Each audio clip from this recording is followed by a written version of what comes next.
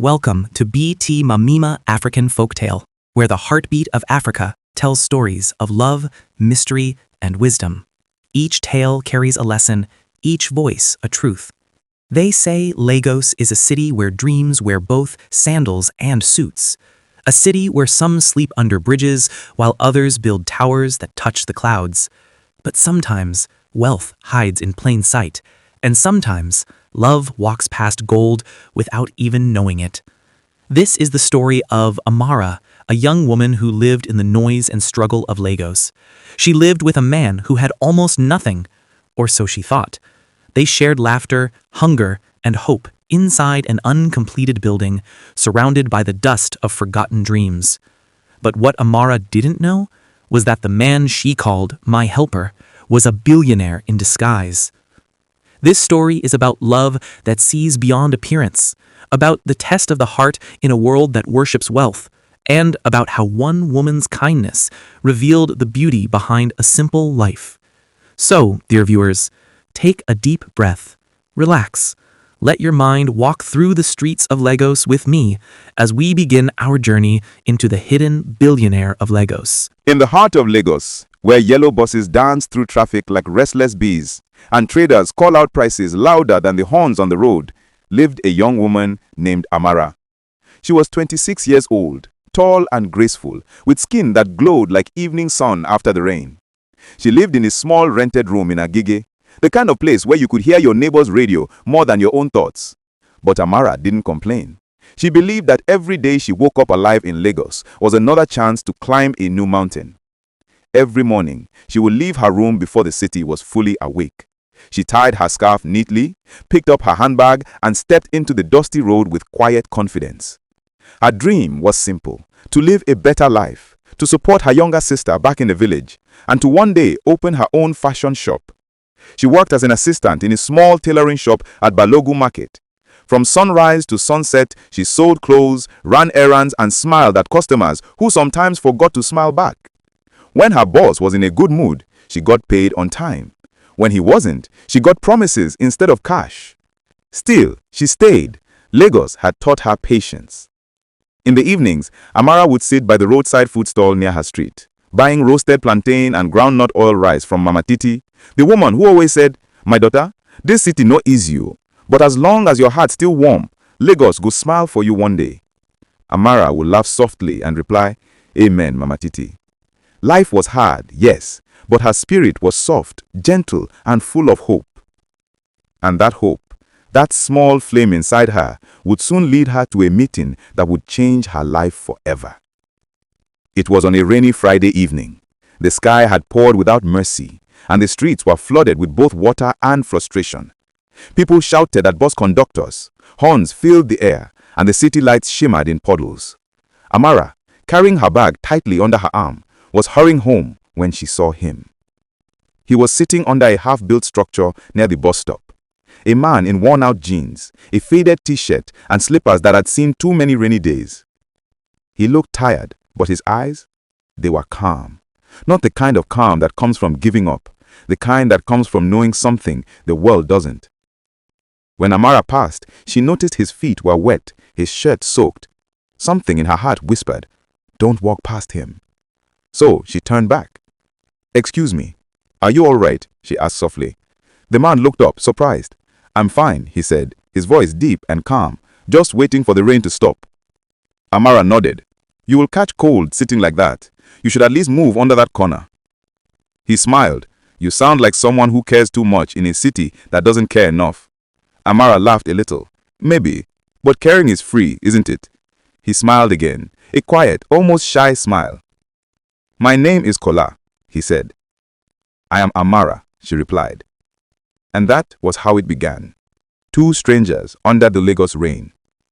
One who looked poor but was rich beyond measure, and one who had nothing but kindness, yet carried more wealth in her heart than gold could ever buy. From that day, Kola began to appear in her path, sometimes near her bus stop, sometimes at Mama Titi's food stall, sometimes helping people carry their market bags. He never asked for much, never talked about his life, but he listened deeply whenever Amara spoke. Days turned to weeks, and their friendship grew quietly like a small seed hidden under the sand. Amara didn't know that destiny had started writing their names on the same page. And so, Lagos continued its noise, buses shouting, engines roaring, but somewhere in that noise, a quiet love story was being written. Last time, we met Amara, the young woman who worked hard every day in the busy streets of Lagos. We saw how she met Kola, a quiet man who seemed to have nothing but peace in his heart. They met under the Lagos rain, and from that small meeting, a friendship began. But life, as we know, always tests the heart before it gives its blessing. And Amara was about to learn that sometimes love grows not in comfort, but in struggle.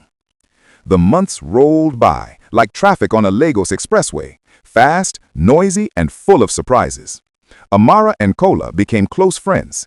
Every evening, after her long day at the market, Amara would find him waiting near the bus stop, sometimes carrying roasted corn, sometimes suya wrapped in paper. They would sit together on the pavement, talking about life, laughing about nothing, watching the yellow buses chase the night. Kola didn't speak much about his past. He said little about his work, only that he helped people fix things. He was gentle, soft-spoken, and carried himself with quiet respect. And even though he wore simple clothes and never seemed to have much, there was something about him that made Amara feel safe, like she was known and understood. Then one day, the landlord of Amara's building gave her bad news. He was selling the house. Everyone had to move out. Amara stood in front of the building that evening, staring at her few bags and sewing machine. She had nowhere to go. Her eyes stung with tears, but she forced a smile when Kola arrived. He looked at her things and said softly, "Don't cry, Amara. You can stay with me, just for now. The place is not fine, but at least it's safe." She hesitated. "Kola, I don't want to disturb you." He smiled. "You won't. I'll feel better knowing you're safe."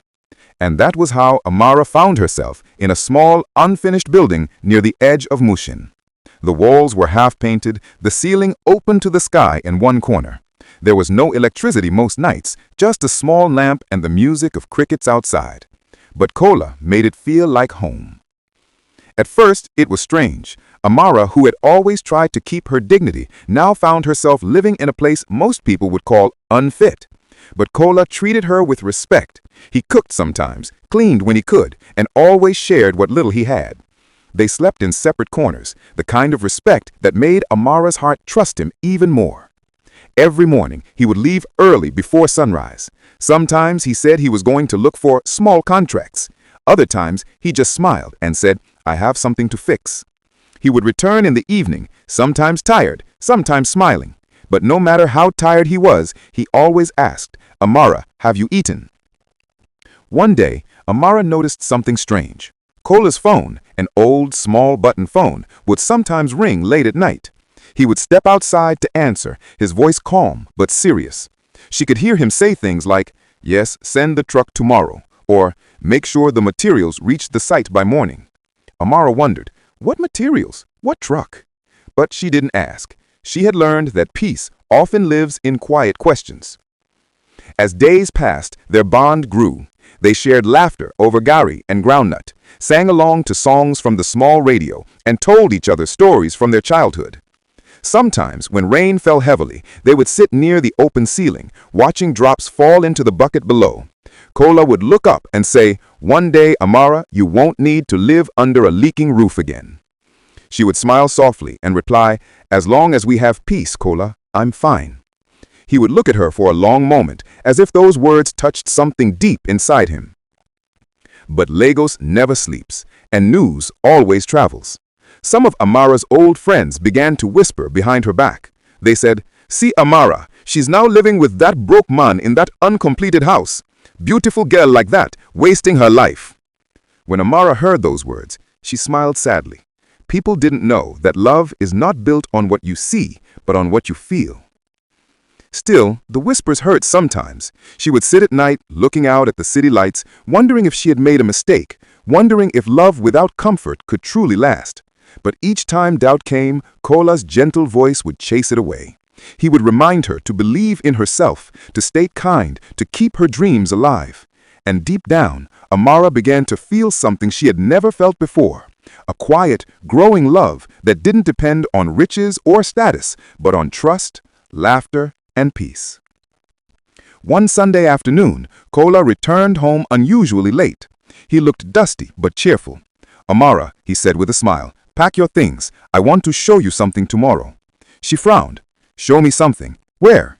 He only smiled again. "You'll see." That night, she couldn't sleep. Was he planning to move again? Had he found a new job? Or was this just one of his surprises? Amara had no idea that the next day would open a chapter she would never forget. A day that would turn her quiet world upside down. Morning sun over Lagos came softly that Monday. The streets were already awake, hawkers calling, buses honking, life moving as if it never slept. Amara packed her small bag, her heart beating fast with curiosity. Kola stood by the door, wearing his usual plain shirt and old jeans, but there was something different in his eyes that morning, a quiet excitement, like a man who had been waiting for this day for a very long time. "Are you ready?" he asked. Amara nodded. "Yes. But Kola, where are we going?" He smiled. "Just follow me, you'll see." They took a bus to Ikeja, then another to Victoria Island. Amara had only been there once, years ago, when she delivered fabric to a customer. The streets were wide, the air cleaner, the buildings taller. She held her bag tightly and looked around in awe. "Kola," she whispered, "what are we doing here? People in this area don't even greet you unless you come in a car." He chuckled softly. "Don't worry, Amara. Just trust me." He led her down a quiet road lined with tall palm trees and fine gates. Finally, they stopped in front of a large white house, the kind Amara had only seen in magazines. The gate opened as if someone had been waiting for them. Amara looked around confused. "Kola, who lives here?" He looked at her gently and said, "We do, from today." She blinked, unsure if she heard right. "What do you mean we do? Kola, stop joking." But Kola only smiled. He walked ahead, and the guards at the gate bowed slightly as he passed. Her heart started racing. She followed slowly, eyes wide, mouth slightly open. The compound was wide, filled with flowers, cars, and marble tiles that shone under the sun. Inside, the air smelled of peace and soft music. "Kola, what is this place?" she asked again, almost whispering. He turned to her and said quietly, "It's my home, Amara. Welcome." For a few seconds, silence filled the air. Amara stood frozen, trying to understand what she had just heard. Her voice trembled. Your home?" Kola nodded. "Yes. But how? You live in an uncompleted building." He smiled softly. "Because I wanted to. Because I needed to." He walked toward a big window overlooking the city and said slowly, "Amara, I am not who you think I am. My full name is Kolade Owolabi. I own a company called Owolabi Holdings.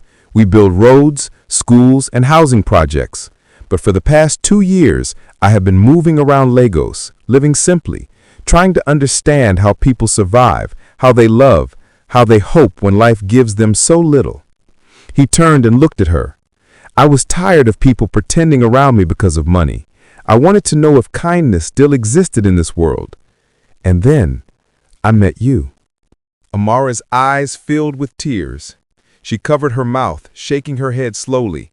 "Kola, no, this can't be real." He stepped closer.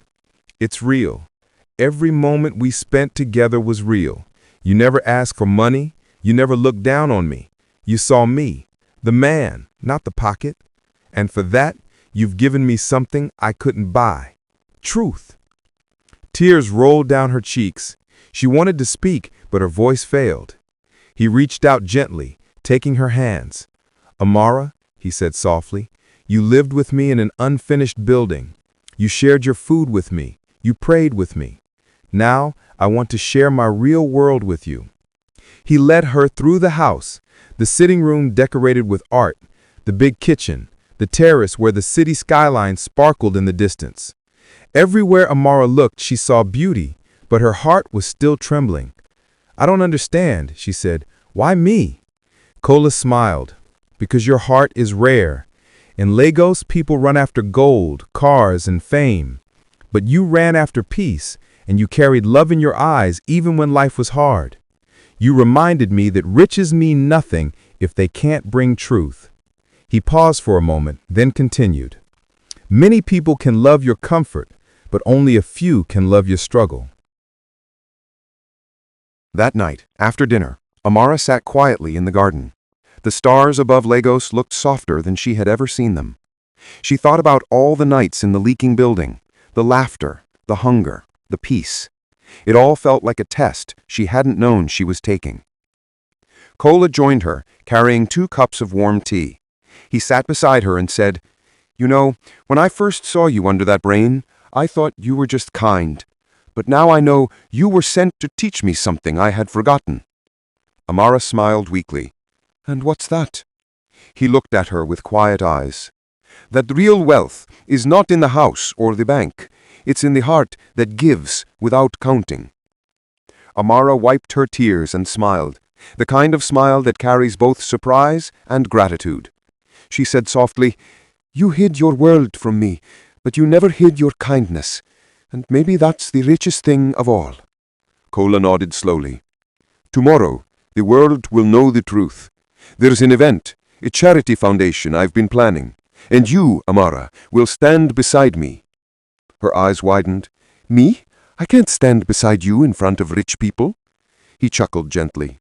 "Yes, you can. You belong there more than you think, because kindness is the finest dress anyone can wear." And so the night fell softly over the city. Outside, Lagos lights glittered like 1,000 stars fallen to earth. Inside, 2 hearts that once shared bread and laughter in an unfinished house sat side by side, no longer hiding from the world, but ready to step into it together. The next morning, Lagos woke up bright and busy like it always did. The city never paused, not for love, not for rain, not for surprise. But in one quiet corner of Victoria Island, something special was about to happen. Amara stood before the mirror in a beautiful yellow dress. It wasn't expensive by design, it was elegant by simplicity. Kola had told her, "Wear what makes you feel like you." So she did. As she looked at her reflection, she still couldn't believe where she was. Just a week ago, she had been sleeping in an uncompleted building. Now she was standing inside a mansion, about to attend an event where Lagos's most powerful people would be present. Her heart beat fast, not from fear, but from wonder. She whispered softly to herself, "God, please help me stay humble. I don't want to lose the person I was before this light." The event hall was wide and glowing. Soft music played in the background as men and women in fine clothes took their seats. Large banners read, "Owolabi Foundation, building hope for all." Amara walked beside Kola, her steps small but steady. When they entered the hall, all eyes turned to them. Some whispered, some smiled, others stared in quiet curiosity. She could feel their questions. Who is she? Why is she with him? But Kola held her hand gently, as if saying, "You belong here. Don't be afraid." When it was time for speeches, Kola walked up to the stage. He looked calm, confident, but when he began to speak, his voice carried warmth instead of pride. "My people," he began, "for many years I have been called a businessman, a contractor, a builder. But before all of that, I am simply a man who wanted to understand life." The room grew quiet. He continued, "There was a time when I decided to step away from everything, from the cars, the comfort, the noise of riches. I wanted to see how people live when life gives them almost nothing. I wanted to know if kindness still walks on our streets." He paused, and his eyes searched the crowd, then found Amara. And that was when I met someone special, a woman who gave me warmth when the world was cold. She had nothing, yet she shared everything. She didn't love me because of what I had. She loved me because of who I was when I had nothing. Gasps filled the hall. People began whispering. Kola smiled gently and said, "Ladies and gentlemen, meet Amara, the woman who reminded me what true wealth looks like." Amara froze where she sat, tears filling her eyes. Kola stretched out his hand from the stage, inviting her forward. The hall went silent again. Slowly, she stood. Her legs trembled, but her spirit felt light. As she walked toward him, the crowd began to clap, softly at first, then louder, rising like a wave of honor. When she reached him, Kola held her hand before the crowd and said, "I wanted to test life, but life tested me. And this woman, this angel in human form, helped me pass that test." He turned to her with soft eyes.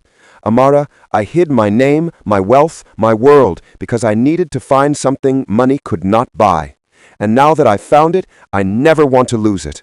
Will you stand by my side, not because of what I have, but because of what we share?" The hall went silent again. Amara smiled through her tears and said softly, "I already stood by your side when there was nothing. Now I will stand by you when there is everything." The crowd erupted into applause, long, joyful, and full of warmth. After the event, journalists wrote about the mystery woman who captured a billionaire's heart. Some called it the story of the year. But Amara didn't care about the headlines. What mattered to her was that peace had followed her into the light. She still visited Mama Titi's food stall sometimes. She still greeted her old friends with the same gentle smile. Nothing about her heart changed, only her address did. Kola and Amara began working together at the foundation. They helped women start small businesses, built free classrooms, and repaired roads in forgotten neighborhoods. Wherever Amara went, people saw her humility and grace. One day, a young girl asked her, "Auntie Amara, how did you become so lucky?" Amara smiled softly and said, "It's not luck, my dear, it's love, the kind that doesn't check pockets before it gives." Years passed. Their love remained strong, tested by time, strengthened by truth. And whenever anyone asked Kola why he chose Amara, he would simply say, "Because she saw me before the world did." So, my friend, if you ever walk through the busy streets of Lagos and you see someone wearing simple clothes, don't be quick to judge. That person may carry more wealth than gold, the wealth of peace, patience, and kindness. And if love ever knocks at your door, don't look at its shoes or its clothes. Look at its heart, for the richest love often comes dressed in simplicity. And so, dear viewer, that is the story of Amara and Kola, a love that started with nothing but grew into everything. This story teaches us that true love doesn't chase riches or fame. It doesn't need fine clothes or fancy cars to shine. Real love sees with the heart, not the eyes. It values peace over pride and kindness over wealth. It also reminds us that humility is power, and that kindness always finds its reward, even when no one is watching. So never look down on anyone. Sometimes the person you think has nothing is just testing the world to see who will love them for who they truly are. Dear viewers, what did you learn from this story? I would love to read your thoughts in the comment section below. Tell me, what part of Amara and Kola's journey touched your heart the most? Was it their patience, their simple joy, or the surprise ending? Share your thoughts. I always enjoy reading your comments. And remember, there is another beautiful and emotional story coming very soon. A story that will touch your heart and teach another deep lesson about life and love. So please subscribe to this channel and turn on the notification bell, so you'll be the first to know when the new story drops. If you enjoyed this one, please click the like button and share it with your friends and family, so they too can learn from its message of love, humility, and hope. Thank you so much for watching. Until next time, stay kind, stay humble, and remember, true love doesn't count money, it counts peace. All right, now it's time for us to read your comments.